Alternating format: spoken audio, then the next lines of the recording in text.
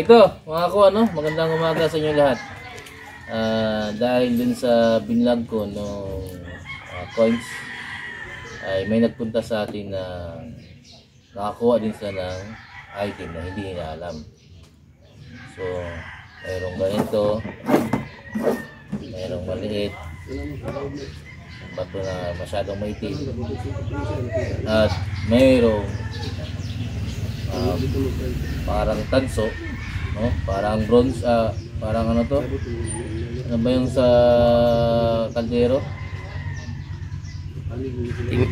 Kaldero tingga, stainless? Tingga, no? Tingga. Parang tingga na napakabigat. Ang umabot ito ng mga 10 kilo. So sa dagat ito nakuha. So unahin natin itong tingga. So may ano to.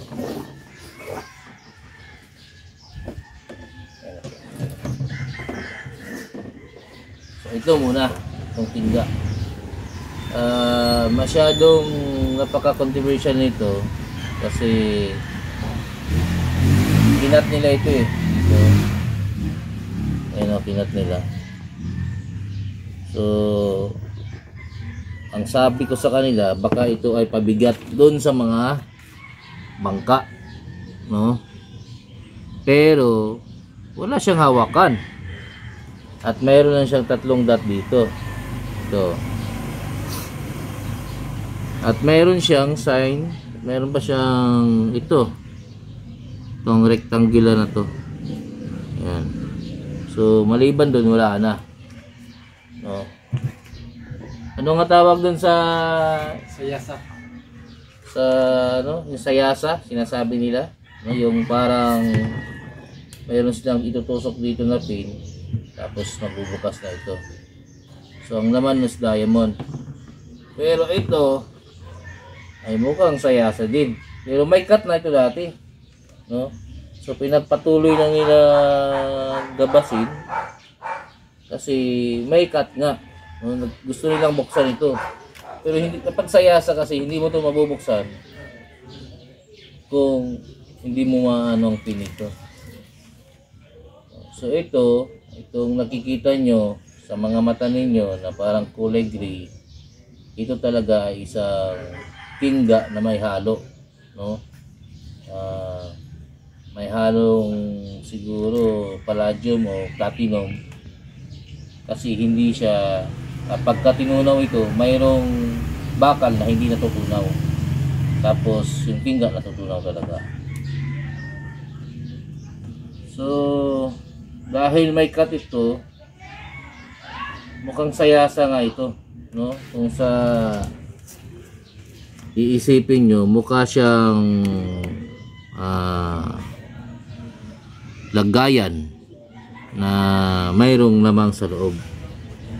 No, ginawa siya para maging paglagyan dun sa loob. Kasi kung titingnan mo mga kuha, lahat yan may cut. So kani kamo gyapon nagkat ani. Asa? Kani. Oh, diri na gyapon. Pero wala ni siya.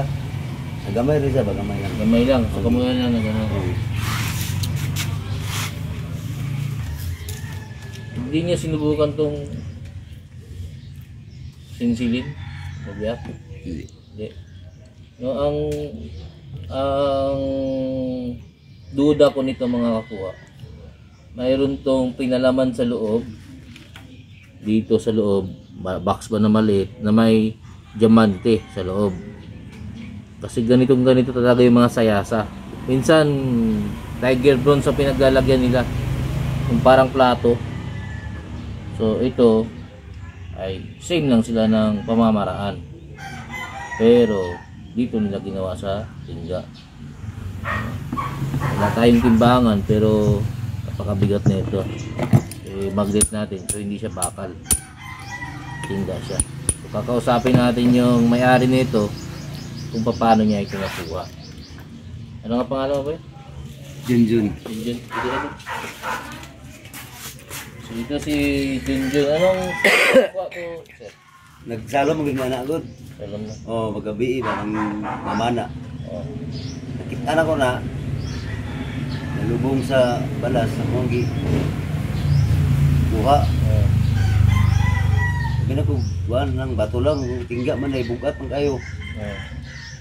Mo to kung gilala. May bisig gamit ba? Hindi ba to yung ano pangpabigat nito si Kali mo? Bugat eh. Ha? Bugat kayo nga. Abang naglalagad ka, mabigat na ito. Dili ano yung sa babaw. Nakakalangoy? Oo. Kaya maglangoy nito? Parang hindi ko na kaya maglangoy nito. Mo na lagi buwan di ka maayo. Builo, builo. Yung minahinday ka.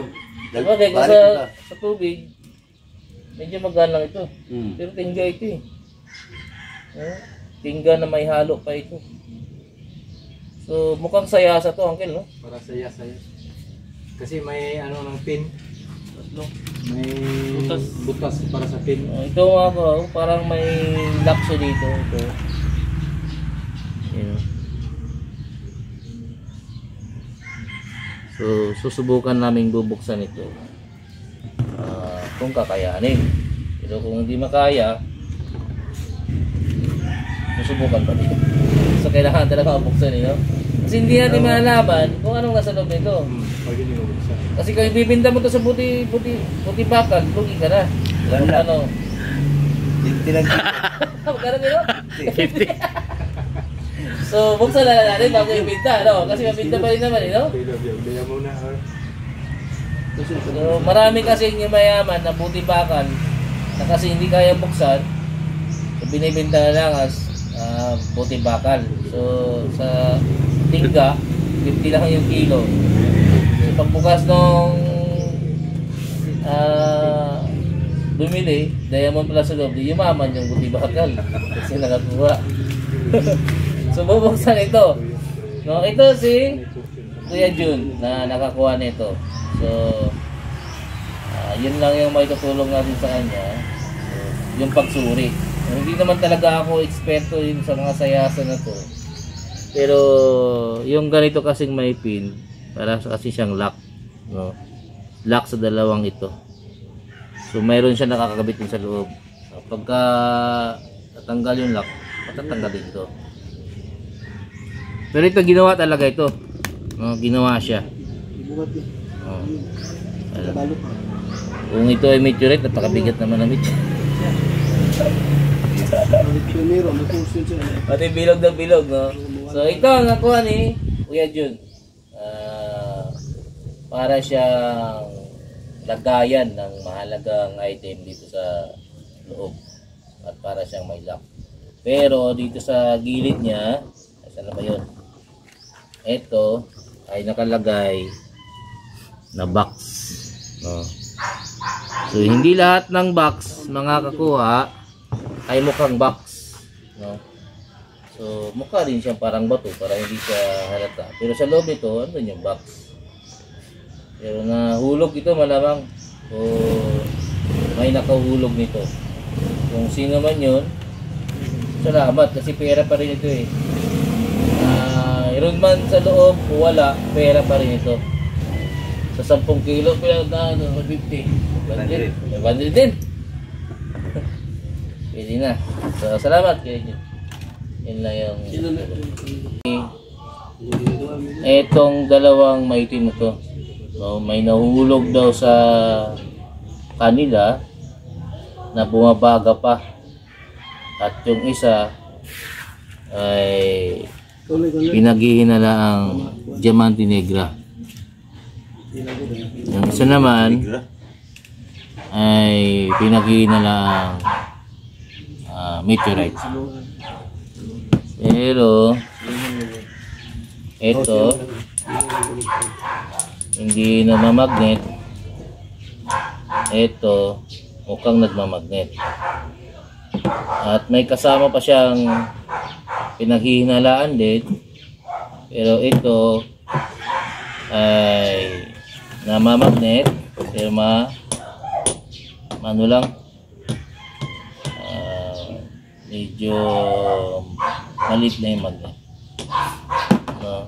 Pero pag pinukpok mo ito makakuha, kung pakinggan nyo, parang bato, no? Bato talaga. Ito. Ito. Pero itong dalawang ito mga kuha, ibang tunog. No? Yan. So, parang Jamestown ang tunog nito. Pero ito daw mga kuha ay nagbabaga. Sabi ko baka carbonated. So, susulat yung ganyan. Iitim dapat yan. So walang itim. O baka nilinisan na nila ito mabuti. Ito din, wala din. Sa mga kumukuha ng maitim na bato dyan, ito wag nyo kunin na. Si bato talaga to. Hindi kayo tatablan nito. Kasi mamahalin kayo ng asawa nyo. Pag mayroon kayo dito. Hindi nyo itong gawin anting-anting. Itong tatlo na to ay bato lang yan. Normal yan, nakikita sa kahit saang area. Pero itong dalawang ito, mga kuha, hindi ito normal. Kung nanonood kayo ng Diamante Negra na nakukuha dito sa Pilipinas, ay ito yun. So ang kulay nito ay nagko-color black na may green. Ito siya. At saka makinis. No? Kahit tingnan nyo pa dyan, mag-research kayo, ay ito yung ginagawang Diamante Negra. So matigas masyado to at ibang tunog. Ano? Iba, magkaiba. Ayan. Magkaiba. So ito naman, madalas kapag meteorite ay madalas nakukuha ito eh. Pero green and black din ang color nito. Same sila nito. Pero ito hindi makintab, makinis lang siya. So pinaghihinalaan pa lang ito mga kuha. So hindi ko sinasabi na ito ay totoo talagang Diamante Negra. Kailangan pa ito ng pagsusuri. So susuriin na siya. Ito sa atin ay visual lang, no? Sa tingin lang natin. Pero mayroon na tayong basihan. No? Marami kasi nagsasabi yun na peke-peke daw. Ito, bato nyo sa ulo nyo. Kung peke ba ito? Makapabasag ulo nyo nito. So hindi ko sinasabi na ito ay tunay. Pero kailangan ito masuri. Yan. No? Sa mga basher dyan, baka sabihin nyo, peke pa din to. No? Pag binalo ko to sa ulo ko to, patay ako. Bigat na ito. 10 kilo. Sobra pa na, Jess. Sabi o, bigat talaga. Kung bubuhatin mo ito na kaganon. Delete. Ngayon, ganyan o. Hapit-hapit, 15 na. 15 kilo. So ito yung mga dinala sa atin dito na humihingi ng opinion. So ito, papakuha ito. Yan, ano na yan. Yun yung ginagano na ng ginto. Tapos titingnan nila. So ito pwede din ito. Pero ito kasi yung pag nakat ito, magugulat kayo makakuha ito. So may mga jewelries na gumagamit na talaga sila ng ganito. Lalo na ito. So magkaibang dalawang yan. Ito makintab. Ito malinis. Pero magkasama daw to silang bumulusok, no? Magkaganda ba to? Apa nga, yung sa sabi ba? Magkasama. So, magkasama daw yung bumulusok mga kuha. Ito tumama sa Ano lang, lupa lang. lupa. Ito doon na napunta sa bulaklak, no? Oo, bulaklak sa tinding ba to? So, babae kasi nakakita nito mga kuha. Mainit pa nung nakuha niya ito. So, hinintay niya pang lumamig bago niya ito pinulot. Sa iba kasi dyan, sabihin nila, ay marami sa amin dyan. Marami sa amin dun na, na mga itim na bato. Oo naman. Lahat naman pwedeng makakuha nito kasi sa haba ng panahon na maraming bumagsak dito sa Pilipinas o sa iba-ibang lugar, may ganito din na bato na hindi nyo lang din alam. Baka makita nyo dyan sa inyo, itago nyo na lang muna. Huwag lang yung mga ganito kalaki. Kasi ito, pwede pa ito ibulsa maging anting-anting. Ito, pwede mo rin ikwintas. Pero ikat mo, ikat. So yung mga ganito, Hindi na makaya. kahit di ka patatablan, pero hindi ka naman makatakbo. Dahil sa bigat. Kahit sa bigat. So yun mga kung ano, sa mga audience natin dyan, mga nanonood, na mayroon din silang kakaibang nakita na hindi naman nila maintindihan. So pwede natin puntahan yan at usisain. Pero pinapaabot ko sa inyo, hindi pa ako eksperto. So marami lang akong alam. So pwede itong hanggat hindi kasi nati-check ng mga gemologists napaasay, no? Wag mo na kayo mag 100%. Pero baka sakali tulad nito, ipaasay nyo tapos ang nakita lang yung sa labas lang nito, so makikita niya ito ay tingga. Pero ano sa loob nito? Yun ang nasa isip natin eh. Anong nasa loob niyan? Ito naman papakita natin sa gemologist, no? Pagbato. Alam nyo ba mga kuha na doon sa Wakwak, sa may Manila, sa may saan ba yun?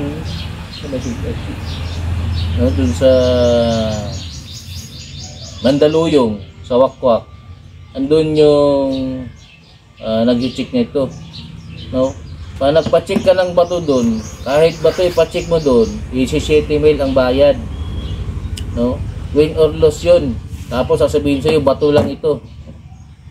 So bago kayo magpa-check doon, damihan nyo na yung pagpa-check nyo. Baka tumama doon sa, halimbawa sa 10, isang tumama, milyonaryo ka pa rin. So damihan nyo na. Kasi isang lagayan lang doon, isang ano lang yun. Oras kasi yung binabayaran. So pa nagpa-check ka ng ganito, pa-check ko to, sugal ka, 17,000. Bibigyan ka ng papel. Pag sabi mo, pagtingin, stone. Bato lang talaga yun. Wala na yung 17,000 mo. So ito, papasay mo. O, ipapasok ko sa machine. Ang makukuha nito, ito lang sa labas. Ito naman yung maasay. Yung kakat mo yan, yan yung maasay. Paano yung sa loob? So hindi makikita. So kailangan mo yan biyakin muna. No? Kailangan nyo munang tingnan sa loob. Kung hindi nyo naman kayang biyakin, so maghanap kayo ng marunong. Kasi pa nagpaasay kayo, tiger bronze pala yun sa labas, kinat nyo yan, o paasay ako, baka ito ay ginto, o magkano bayad dun. Tapos sasabihin sa'yo, ay tiger bronze na ito sir, wala namang ginto. Pero anong sa loob nun? Yung nasa loob, paano pag ginto yung sa loob? Diba? So yun ang mga dapat nating ingatan at pasisahin, kasi baka malugi tayo. Sasabihin, ay tiger bronze pa nito, benta ko na sa buti bakal. Magkano kilo? 50, binili niya 500. Tinunaw niya, yung pala may diamond sa loob. Yung nakakarito na dumaan sa'yo, na nagbubuti bakal, nakatsubibo na. Sabihin pa sa'yo, mayroon ba iba dyan? Bili namin. Ano na mangyayari, nakakuha. So marami na nangyayari ganun, no? So magiging mausisa mga kuha, ano kayo, mag-research naman. Paminsan-minsan. So ako, sa opinion ko ngayon, sa itong mga bagay na to, ito kailangan buksan. Ito kailangan tingnan.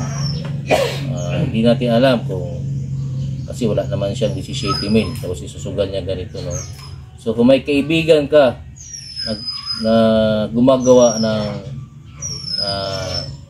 black diamond, so mas mausisa yung mata niya. So tanungin mo, no? So ako, may kaibigan ako, tinatanong ko na ito. Ito yung kinanong ko, ito hindi. So ito yung kinanong ko. Ang sabi niya, magkano yan? So hindi niya sinabi oo, ang sabi niya magkano. So gusto niyang bilhin. So, pero siya gumagawa yun, gumagawa siya, nagkakat siya ng Diamante Negra. Yun ang opinion ko dito. Ayos mga kuha.